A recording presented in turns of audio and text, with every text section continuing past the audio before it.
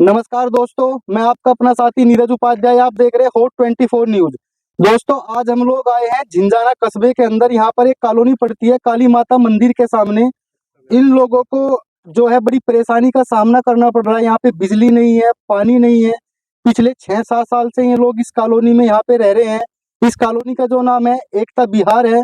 और थोड़ा भी यहाँ पे कुछ महिलाएं हैं, कुछ पुरुष यहाँ पर खड़े हुए हैं। उन सभी से बातचीत करते हैं कि आखिर उनको क्या परेशानी है, किन दिक्कतों का सामना उनको करना पड़ रहा है। जी, क्या नाम है आपका? मेरा नाम कमल किशोर है भैया। कमल किशोर जी, आप यहाँ पे कॉलोनी में कितने सालों से रह रहे हैं? मुझे 4 साल हो गए भैया कॉलोनी में रहते हुए। तो किन किन परेशानियों का आपको यहाँ पे सामना करना पड़ रहा है? ना तो भाई साहब यहाँ पे बिजली है, ना यहाँ पानी की कोई सुविधा, ना किसी तरह की सड़क, ना कोई नाली। बिजली जंगल विभाग की थोड़ी बहुत लाइट आती है, अगर उस पर थोड़े बहुत हम तार गिर के पानी वानी भरने की कोशिश भी करें तो बिजली विभाग परेशान करे। बार बार आके हमारे तार इकट्ठे करके ले जा, जिससे हमारा बार बार कई बार नुकसान हो लिया। कई बार हमारे से बार बार नोटिस जारी कर करके हमने पैसे भर भर के अपने नोटिस कटवाए। 4-5 बार नोटिस कट चुके। लगभग हर तरह की समस्या ये बिना बिजली के यानी 4-5 साल आपको कॉलोनी में हो गए, लेकिन यहाँ पे अब तक जो है लाइट नहीं है। लाइट को लेके सबसे बड़ी परेशानी जो आपको यहाँ पे हो रही है, लाइट और पानी की। पानी की भी परेशानी आपको हो रही है यहाँ पे। तो जीवन यापन कैसे आप लोग कर रहे हैं? 4-5 साल से कोई सुख सुविधा नहीं है, लाइट नहीं है, पानी नहीं है। क्या आपने कभी जाके तहसील में डीएम को, एसडीएम को, एसडीओ को आपने कोई विज्ञापन, लिखित एप्लीकेशन आपने दी हो? बहुत बार दी भैया, दो या 3 बार तो लगभग मैं खुद दे के आया हूँ। मैं उन तहसील में दे के आया था एसडीएम साहब को, जिन्होंने एक्शन साहब को फॉरवर्ड कर दिया था। एक्शन साहब ने फिर आश्वासन दिया था बस कि 2-3 दिन बाद आप आके मिलो, उसके आप इस तरह कॉलोनी के फोटो वगैरह ला देना, उसके बाद देखता हूँ कुछ होगा या नहीं होगा। आज तक तो कुछ हुआ नहीं।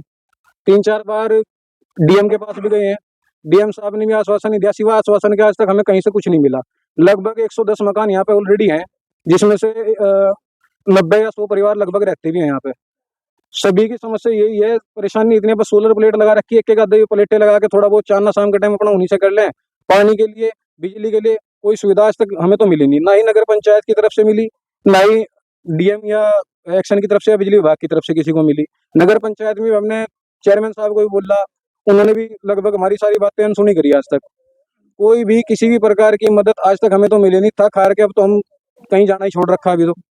देखिए, हर घर कनेक्शन योजना सरकार ने भी चलाई थी और 2024 में हम लोग खड़े हैं। 2024 में भी कस्बे के अंदर कॉलोनियों के ये हाल है कि लोगों को बिना लाइट और बिना बिजली के ही रहना पड़ रहा है, अपना जीवन यापन करना पड़ रहा है। बच्चों को पढ़ाई करने में परेशानी होती है, क्योंकि जब लाइट नहीं है तो बच्चे पढ़ेंगे कैसे? पानी को लोग यहाँ पर परेशान है, बूंद बूंद से लोग यहाँ पे तरसे हुए हैं।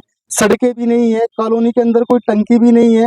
एक अपना जीवन जो है सिर्फ एक ऐसे ही काटा जा रहा है। यहाँ पे थोड़ा महिलाओं से भी यहाँ पे बात करते हैं, काफी महिला यहाँ पे है।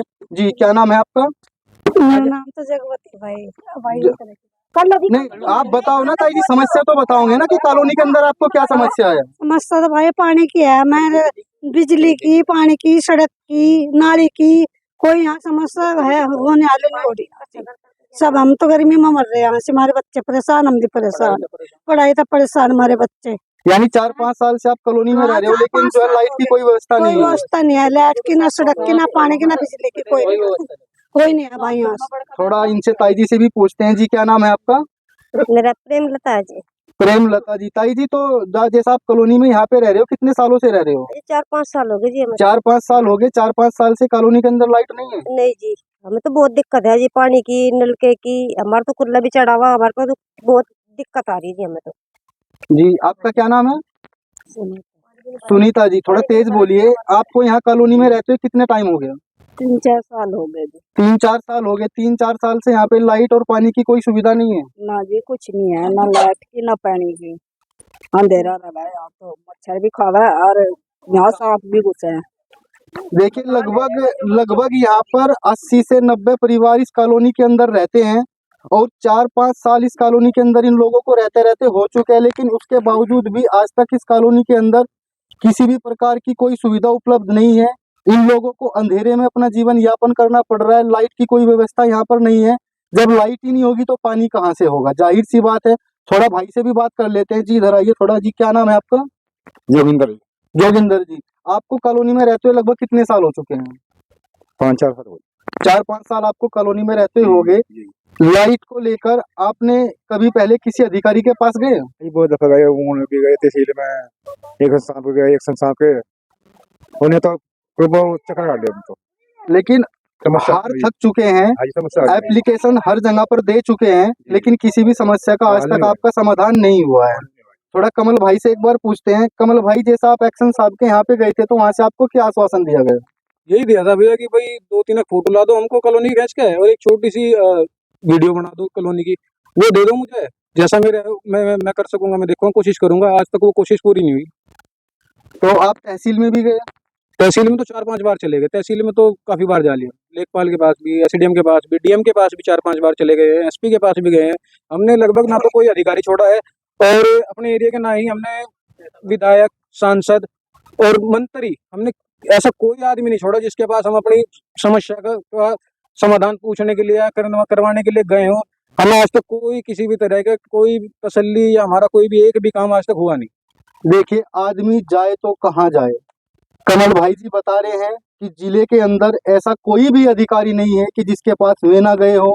डीएम से लेके एसडीएम तक, एसपी से लेके आपका एक्शन तक, सांसद से लेके एमपी, एमएलए, विधायक तक, हर जगह ये लोग अपनी मजबूरी लेके गए। इन लोगों ने अपनी समस्याओं को बताया, लेकिन आज तक इनकी कहीं पे भी कोई भी सुनवाई नहीं हो पाई। कॉलोनी की स्थिति देखो, गड्ढे देखो किस तरह हो रहे, पीछे देखो, समझ में नहीं आ रहा है सड़कें हैं या नहरें हैं। इस बरसात का मौसम है, सांप इतने ज्यादा निकल रहे हैं यहाँ पे, क्योंकि आसपास खेती की जमीन है। शाम के टाइम यहाँ पे अंधेरा जिस टाइम हो जाता है, पूरा इतना अंधकार होता है कि पैदल चलने में यहाँ पे प्रॉब्लम होती है। बच्चा तो घर से निकल भी नहीं सकता 3 छः के बाद यहाँ से। हम बड़े आदमी, हम तो मोबाइल वगैरह की टॉर्च लेकर निकल भी जाएंगे, पर आप देखो पीछे देखो, नहरें बनी हैं सड़कों की हमारी, बड़े बड़े गड्ढे हैं, गिरने का भी डर है, हर एक चीज की दिक्कत ही दिक्कत है यहाँ पे। यहाँ हर तरह की समस्या ही समस्या है। हमारे लगभग 15 से 20 मकान ऐसे हैं जिन्होंने नगर पंचायत झिंझाना में हाउस टैक्स भी जमा कर रखा, तब भी नगर पंचायत झिंझाना से आज तक किसी भी तरह की कोई भी सुविधा इस कॉलोनी को नहीं मिली। 2 नलके दिए थे उन्होंने, वे भी बस किस्तों में चल रहे, राम भरोसे, कभी चल रहे कभी नहीं चल रहे। उसके अलावा ना ही तो कोई नगर पंचायत का अधिकारी, ना ही नगर पंचायत का कोई भी सदस्य कभी कॉलोनी में आके झांकता है, ना ही कॉलोनी के बारे में कभी कोई सोचता है, ना ही कोई कॉलोनी वालों से पूछना आता है। सिर्फ यहाँ पे वोट के टाइम पे तो सब आ जाएंगे, वोट मांगने, तो जिसको वोट चाहिए वो वोटिंग के टाइम पे तो आके वोट मांग लेगा। उसके बाद कोई एकता विहार कॉलोनी को नहीं जानता। देखिए, भाई का कहना है सिर्फ और सिर्फ इन लोगों का फायदा उठाया जाता है। वोट के टाइम पे जब वोट का समय आता है तो लोग बाग यहाँ पे अपने दामन फैला लेते हैं वोटों के लिए, लेकिन जब इन गरीब लोगों को समस्या होती है, इनकी समस्या सुनने वाला कोई नहीं है। हर बार हम आपको अपनी वीडियो के माध्यम से एक ही चीज आपको दिखाते हैं कि बीजेपी सरकार तो अच्छी है, लेकिन जो नीचे के बैठे अधिकारी लोग हैं वे कभी गरीबों की सुनवाई नहीं करते। और आज यही चीजें आपको हम झिंझाना एकता विहार से आपको दिखा रहे हैं। इन लोगों की इतनी बड़ी समस्या है कि पिछले 4-5 साल से ये लोग अपना जीवन यापन अंधेरे में करने के लिए लोग मजबूर है। इनके पास लाइट का कोई संसाधन नहीं है, पानी का कोई संसाधन नहीं है, सड़कों का कोई संसाधन नहीं है।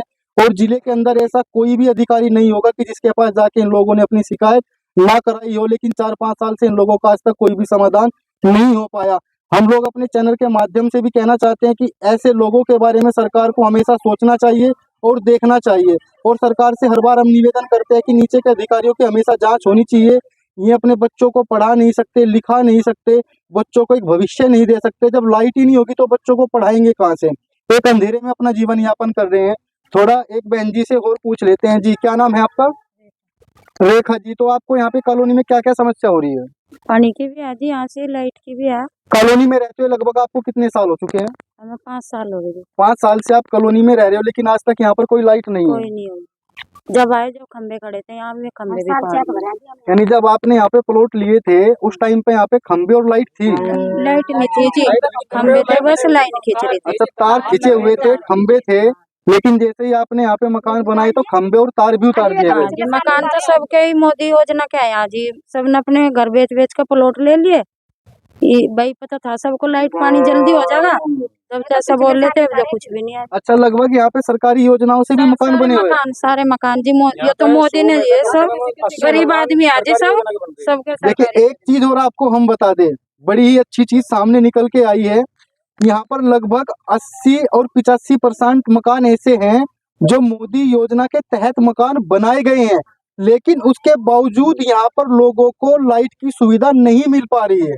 देखिए, कितने मजे की बात आपके सामने निकल के आ रही है मोदी सरकार ने इन लोगों को अपनी योजना के तहत मकान तो दे दिए, लेकिन आज तक नीचे के अधिकारी ने इन लोगों को लाइट की व्यवस्था नहीं कराई, न ही पानी की व्यवस्था कराई। तो भैया लगभग यहाँ पर 80-85% जो है, जो प्रधानमंत्री योजना थी, तो उसी के तहत यहाँ पर मकान बने हुए हैं। कम से कम 90% होंगे यहाँ पे प्रधानमंत्री आवास गरीब योजना के तहत 90% मकान यहाँ पे बने हुए हैं। और जितने भी यहाँ पे मकान बने हुए हैं, कोई भी उनमें से सिंगल बंदा ऐसा नहीं है कि जो कोई झंझाना के बाहर का रहने वाला हो। सभी जितनी भी आईडी है, जितने भी आदमी यहाँ पे रहे, सभी झंझाना के ही रहने वाले हैं। कोई भी एक सिंगल व्यक्ति ऐसा नहीं है कि जो कोई अच्छा, झंझाना से बाहर जैसे अभी बात आई थी कि जब ये कॉलोनी थी, यहाँ पर खंबे और लाइट जो थी तार खचे हुए थे। लाइन खींची हुई थी यहाँ पे जब अभी पिछले साल ही निकाल लिया हो तो इन्होंने, वरना 4 साल तक यहाँ पे खंबे भी लगे हुए थे, खंबों पे लाइनें भी खींची हुई थी, सिर्फ उन लाइनों का कनेक्शन होना बाकी था। इसी आश्वासन में हमें प्लॉट मिले थे कि भाई कल अगले हफ्ते हो जाएगा, 1 महीने बाद हो जाएगा। हमने कॉलोनी वालों ने भैया कम से कम 4 या 5 बार पैसे खुद को इकट्ठे करे, किसी ने 5,000, किसी ने 6,000। यानी कुल मिला के एक आपको गुमराह करके कॉलोनी बेची गई है। पहले कॉलोनी काटी गई, कॉलोनी में खंबे लगाए गए, खंबों पे तारे लगाई गई, और आपको प्लॉट बेचने के बाद वो सारी चीजें हटा दी गई। बिल्कुल, ये पिछले साल सारे खंबे और सारी लाइन वो हटवा दी गई थी। एक भी खंबा पूरी कॉलोनी में कहीं नहीं है। देखिए कितने मजबूर ये लोग हैं यहाँ पर, कितने परेशान ये लोग हैं यहाँ पर। लगभग मेरे हिसाब से 80 से 90 परिवार इस कॉलोनी के अंदर रहते हैं, लेकिन यहाँ पर कोई सुविधाएं नहीं है। कॉलोनी काटी गई, खंबे गाड़े गए, लाइनें बिछाई गई, लेकिन जैसे ही प्लॉट बिके तो सारे खंबे और सारी लाइनें हटा दी गई। और आज ये लोग जो है अपना जीवन यापन एक बहुत बुरी हालत में ये लोग हैं, क्योंकि जिन लोगों के पास आज के टाइम भी लाइट नहीं है, पानी नहीं है, तो आप जान सकते हैं कि उनका जीवन कैसा होगा, अपना जीवन यापन में लोग कैसे करते होंगे। ऐसे ही लाइव अपडेट आपको देते रहेंगे, बने रहे हमारे कैमरामैन अमित कुमार।